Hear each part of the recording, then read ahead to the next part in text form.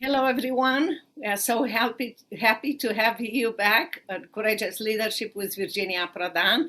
I am your host. I am an international human rights attorney, a speaker, a writer of book Saving My Assassin. It's my memoir and my life in Romania and here in America. We love at Courageous Leadership with Virginia Prodan to respond to your questions, to your suggestions. We love to train and equip you to live a life of significance, courage, and success. And today we have a very, very special guest that will train you in a very special section of leadership. He has a book called Leadership Recall, and you will find a lot of things that will be very useful. So my advice to you is make sure that you have a quiet place. You have a possibility to take notes, and you might go later on his website and find more about this. But for right now, let's welcome Steve Kahle to our podcast. Thank you so very much, Steve, for coming here. Thank you, Virginia. Glad to be here. I want you to tell our audience a little bit about yourself. Yeah, so I guess first and foremost, I'm a follower of Christ. I'm also a technologist. I've been in technology for more than three decades now, and I really like to apply or look at my work as human-centered, technology-enabled operational excellence. And I really enjoy the intersection of technology and operations, but very importantly, helping ultimately humans flourish, being more productive, being more effective. And so I'm currently a fractional CIO and a fractional CTO, which means that I'm running technology, think AI, IT governance, IT security, development for three incredible organizations. And during that process, I've also written a book, like you mentioned, Leadership Recall, which addresses, I think, an important element for leaders who want to really, lead with authority and command the room. It's very interesting that when you open your book, you read, leaders forget 83% of what they learn in the first week, and most of the people they met.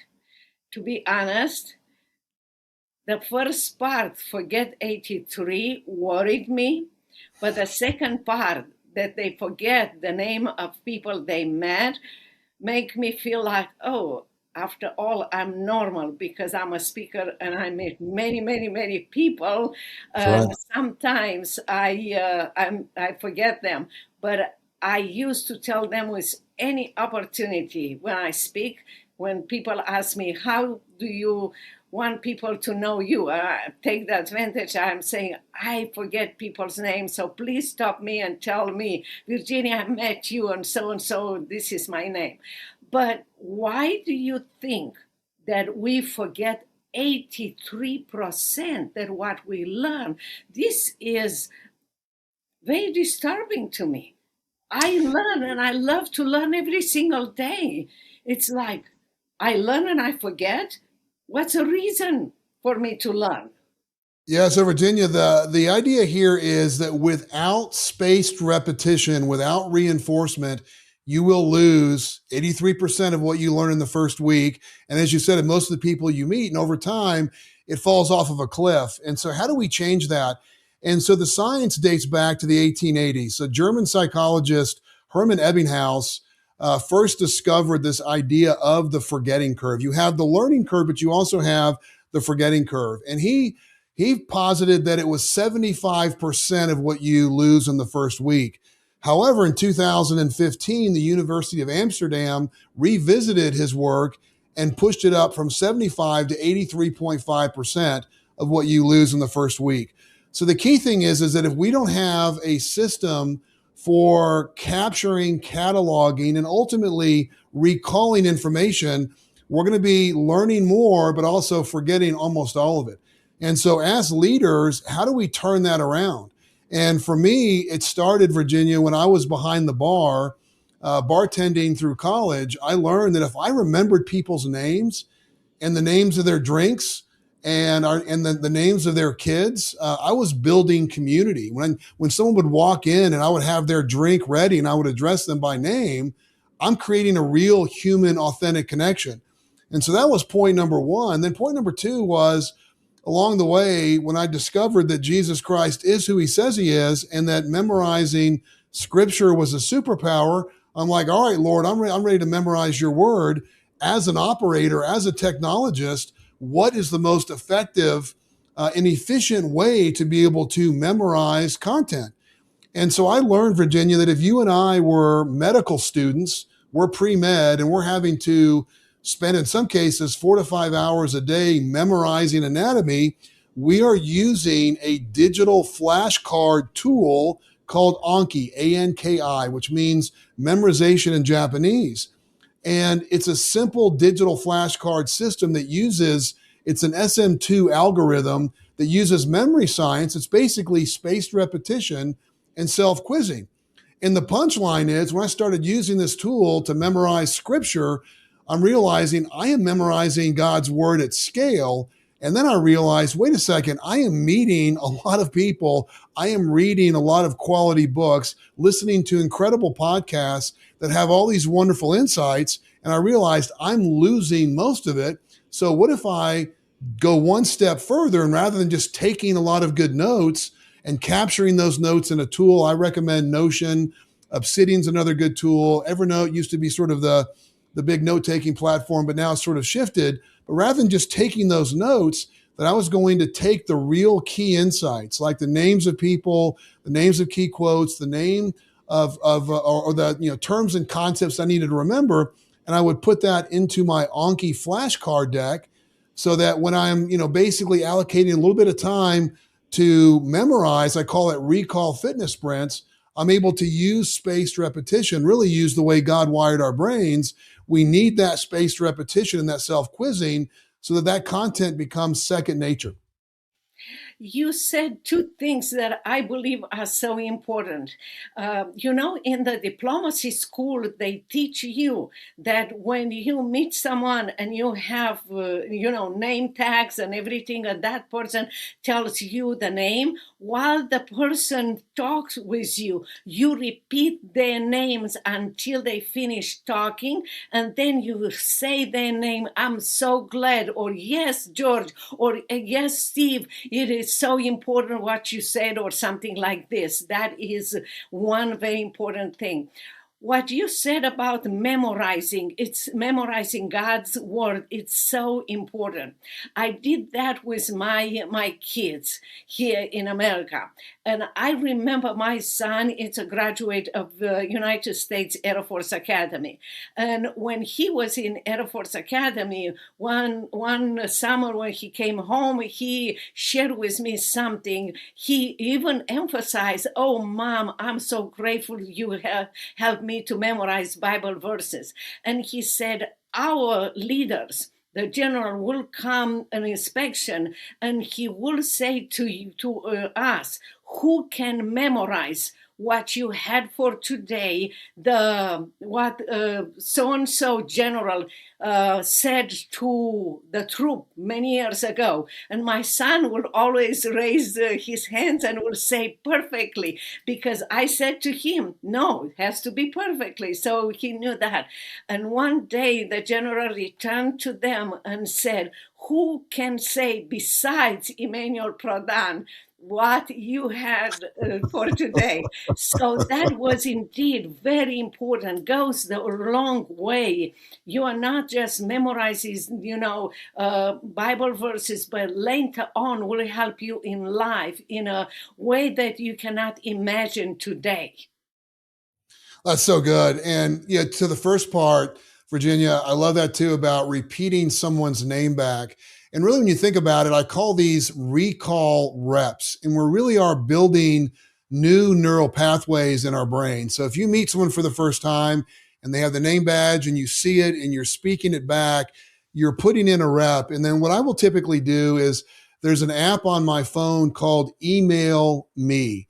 I mention it 27 times in my book. It is my most used app on my phone by far. And all that it does is you fire it up and you can speak or you can type a note, and then it will email you that content to the email box where you want it to go. And so, for example, I met you for the first time, Virginia, and I see your name badge and I say, hey, nice to meet you, Virginia. I've got a recall rep going. The problem is in about maybe even 3 minutes or even 2 minutes, I may even, if I don't see your name badge, I could forget your name. So if I'm walking off, I'm going to fire up email me and I'm going to make a note. Hey, I met Virginia. She reminds me of Aunt Joy. Delightful to be around, and follow up with her next week about grabbing coffee, right? So I'm making a note, captured her name, and that's going to then send to my inbox. And if you're a person that I know that I'm going to be seeing regularly, I may also add that information into my Anki deck, and I'd find your picture, for example, maybe on LinkedIn or maybe somewhere on the web. And now I've got a flashcard with the front of it being your face, a picture of you, and then the back of the card being your name. And so then all it's going to take is being quizzed. And pretty soon I'm going to have that name, have your name baked into long-term memory. So it's really all about, as we go through life, what most leaders are doing is, well, I think, when you look at it, it's really, Virginia, about having a learning operating system. How are we synthesizing information, all the insights that are around us? How can we be able to listen, discover insights, and then capture, catalog, and very importantly, recall those key insights so that we can lead with authority? Like when you look at some of the top leaders that are making the news, you've got Elon Musk of SpaceX, you've got Jensen Huang of NVIDIA, think of Jeff Bezos from Amazon. They all lead from first principles. They expect their leadership teams to lead from first principles. It's really understanding, breaking things down, like if you're Elon Musk, breaking down, rocket engineering down to the core principles so that you can reason back up. And I would say, how can you lead from first principles if you don't know the first principles? So like for me, I'm a fractional CIO and I have to continually learn and understand how the technology is shifting, especially with AI. I was listening to one of my favorite security podcasts and a new concept came up called exploit gem. And it's very similar to a cyber range. And without getting too technical, it's another element where I realize, okay, I need to make sure that I listen to this. It's a gap in my knowledge. I captured it. And now I've got a deck. I'm building out a card in my Anki deck so that I'm going to be quizzed on what an exploit gem is. So in the future, if I need to draw that in a high stakes conversation or someone asks me, hey, what are your thoughts on what an exploit gem is, I can be able to respond and understand what it is because I took the time to be a little more intentional. I captured, I cataloged it, and then I put it into my recall app, which is called Anki that I mentioned earlier. And all we're talking about here too, like kind of back to your son, Virginia, about memorizing. With spaced repetition, it doesn't matter how old you are, how young you are. It's all about, this idea of self-quizzing. And so if you find something that's key that you're going to need to remember, you want to serve your future self by being intentional, capturing it, and having a simple system. And I advocate for about 3 to 5 minutes a day, 5 days a week on memorization, what I call recall fitness sprints. And you will be amazed at how much content you'll be able to remember because with that spaced repetition, you're moving this content from your hippocampus to your prefrontal cortex. So it bakes into long-term memory so you can be able to use it when you need it and lead with authority when it counts. It's so interesting, the notion that you said, serve your future self. We, by memorizing and by doing all those things intentionally, we meet in life a lot of people that are fearful about their future self. They are not serving, their future self. And there is not even a notion for them that they are empowered to do those things. That's right. They are fascinated or fearful of science or new things that come. I love to learn things every single day. I am in America. There is no place like this one. There are so many places around the world where people have no opportunity or chance to learn every single day. And we should be able to do this. We should be happy, but you have to take your initiative. You wrote the book. And I read part of it. I haven't finished because this is not a book that you go from the beginning to the end. You stop every single time, like you said, where something it's personally to you. But what impressed me the most is that you have a table of contents, and you present at every single chapter what you have there. You also have greetings and grow minding leaders. You tell exactly what it's going to be in the first chapter, why and what will change and everything. Can you talk about those things? And to me, those are very, very useful. Very useful. I recommend, and I will recommend your book to many people. Oh, I love hearing that, Virginia. I really tried to honor every reader. I wrote the book like I would want to read the book.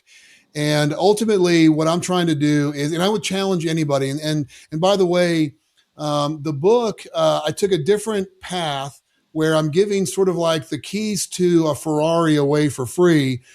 Anyone can be able to get the full manuscript, a full PDF of the book, or some people get both, the PDF and an audio version at no cost. The book is also available on Amazon in all the formats. The Audible version is my voice. So the thing is I want to make sure that everyone knows there's no friction to trying it out. And what I would encourage everyone to do is start with the PDF if you wanted to, or the audio version at no cost. And like what you did, Virginia, is read the table of contents. And I'm really laying out exactly why each chapter matters to you and what it means to really your entire career trajectory. Because this is a book, I heard someone say that Leadership Recall is life enriching. And so I would encourage anybody, read the table of contents. And if you feel like, hey, there's value here, read the introduction, which is very intentional how I wrote the introduction. And if that intrigues you, go to chapter 1. And if you continue to see the value build, go all the way through chapter 10. And overall, it is a lot of leaders are now saying, this is the book that I wish I had started with, because ultimately it gives individuals, I would say, an unfair advantage. I mean, a small detail, kind of back to life enriching. I use Leadership Recall every single day. And when I walk out, I do a prayer walk pretty much every morning when the sun's coming up. And part of that walk, I'm using Anki and I'm actually memorizing content while I'm enjoying God's nature. I'm seeing my neighbors. I'm meeting new neighbors. And when I meet a new neighbor, I'm listening to their names, listening to their dog's name, and then I'll fire up Email Me, Virginia, when I'm walking off, capturing their name. It then drops into Anki. I'll create a flashcard. And so the next time when I see them, it's so delightful when I can, and you surprise them. Like when you remember their names and their dog or dog's name, it just creates a wonderful human connection. And that's what we need more of. We need more of this community, but also kind of back to when we're creating and learning all the day, learning each day with new concepts, leading from first principles. We may see a quote that's really powerful that we want to be able to make sure that we recall. So it's really about looking at life and making sure that we are intaking new information so that we can bring value to whatever our God-given talents are, and do so in a way that we're not losing all these insights. In fact, we're harnessing the insights and we're able to bring more value into the marketplace because we're able to recall what matters most.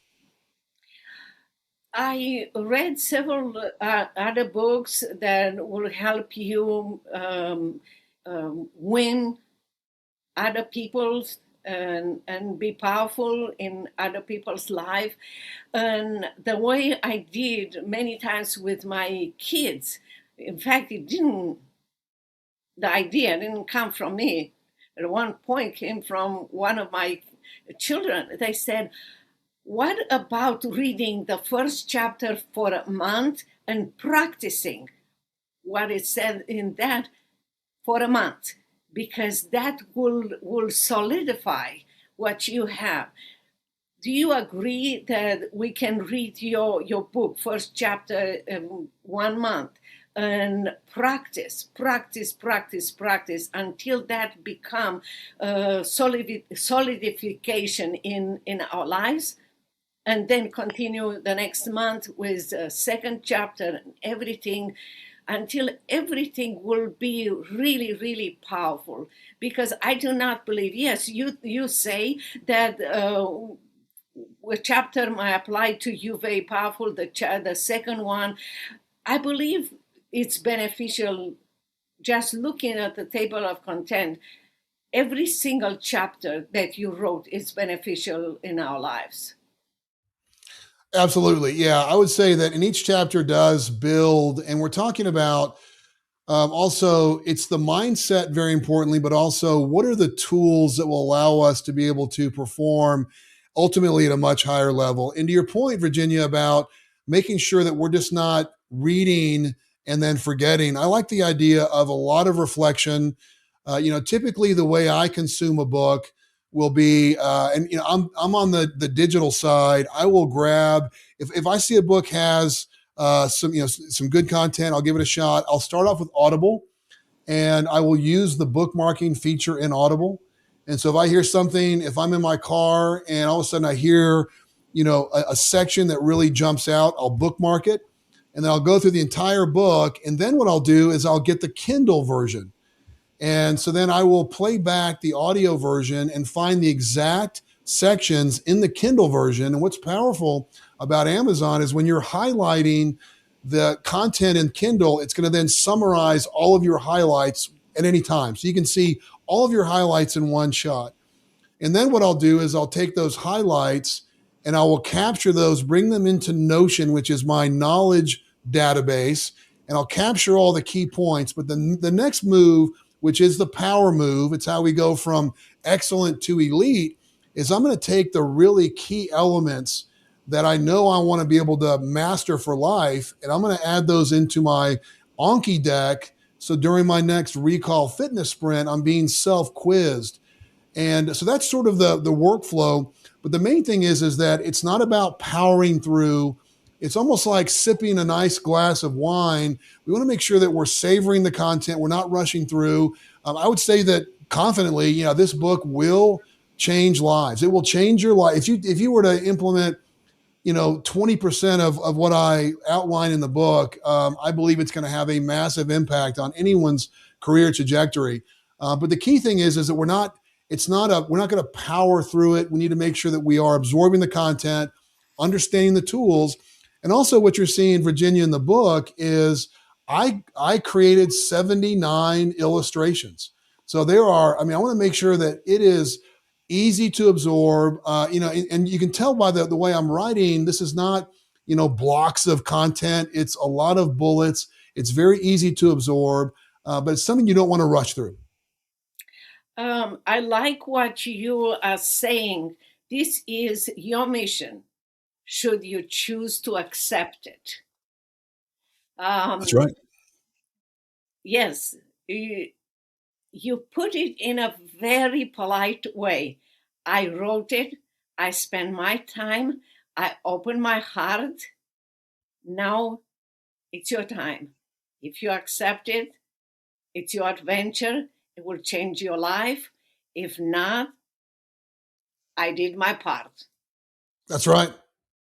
I love it so very much. I believe that you have to give people possibility to recognize that their lives were created by God with a purpose, but their adventure, it's in their own lives. They have to take responsibility over their lives.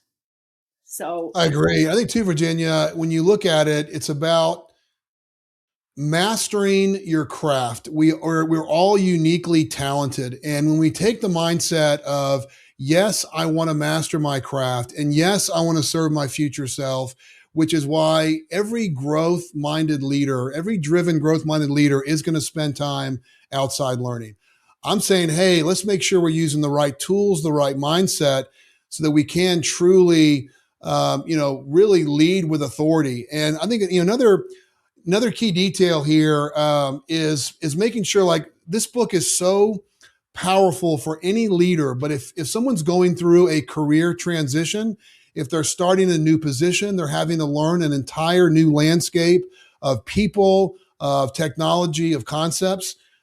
This book will absolutely help you flatten that learning curve so that you can be able to accelerate your learning quickly. So anyone who's going through a career change or is getting ready or is preparing for that next move, this book will absolutely help you really dial in your learning operating system so that when you have these new opportunities, and really everyone should be, being a growth minded leader, I think a leader, it's almost synonymous, being growth minded, that of course we're going to be looking for ways to improve and to serve others with excellence. But the idea, if we're pivoting, or an enterprise sales rep is going into a new organization and having to learn a full new landscape of ideas and terms, this is a book that will deliver incredible results no matter where you are in your career. Like I said, I read your book in the first chapter, and I'm still reading that. But what touched me the most, and I'm a writer too, was the fact that you wanted to be by your reader. You repeat it several times. I don't know if you are aware, but you repeat it several times. I wrote this book for you. It makes it personally to the person that reads that book. This is not a book that I just decided to do. I have been in your shoes. I understand you. I want to take you further than you can imagine. That's what you said, and I believe it's so precious. It's so important for everyone who reads it. And that's the reason I am saying I will promote your book, because I believe that you put your heart in this book. I love that, Virginia. It's great to hear that feedback and how you can get even just, intro, table of contents, chapter 1, and getting the heart of the book. I mean, I tracked my time, and I was really curious to see, okay, how many hours did I put into writing the book? And so it's about 395 hours, almost 400 hours of time that I put into this book. And certainly it's decades of trial and error. But what's so powerful and so invigorating is to hear the impact. I mean, I've earned 35-star reviews across multiple industries. The book is still early. A lot of work to be done with promoting it. But it's impacting lives. When I hear people just, talk about how it's allowed them to gain confidence and to really, this idea of also, I'm glad you brought it up too and reinforced it, this idea of future self. If we're doing a good job every single day, making small investments into our future self, then we're expanding our capabilities so that God can use us in powerful ways. That is wonderful. Before we end this podcast, can you tell the audience where they can find you, where they can find the book, everything about you, your business? Yeah, thank you, Virginia. So you can find everything about the book. You can get a no-cost version of the PDF or the audio version at leadershiprecall.com. So it's the name of the book. Leadershiprecall.com is where you go to get the book, or if you want to buy it on Amazon, we have all the links there. I also do no-cost executive briefing. So if you're a leader and you have a leadership team and you know that you would have a competitive advantage if you were to embrace these concepts across your team, you can also learn about applying for an executive briefing. I'm also, Virginia, active on LinkedIn. So that's kind of my primary social media channel is LinkedIn. So I would love anyone who hears this, love to earn your connection and learn more about your journey. That is wonderful. Thank you so very much, Steve, for being here and sharing your precious book and values with us. And for the rest of you, I hope that you will go to Steve's website and book, you buy the book, you learn, and go to a place where you never dreamed about. And if you have any questions, please go to virginiaprodanbooks.com/contact, and you can tell us what you need. We are here to help you. Until next time, thank you so very much, Steve, again for coming to our podcast and sharing those valuable principles that will take every person who wants to read your book and do those practice application and go to places that they never thought that would be possible. Thank you again. And until next time, I hope our podcast is Wednesday and Saturday at 10 o'clock. And I hope that we will see you again and we will hear from you. Thank you so very much, and God bless you. Bye-bye.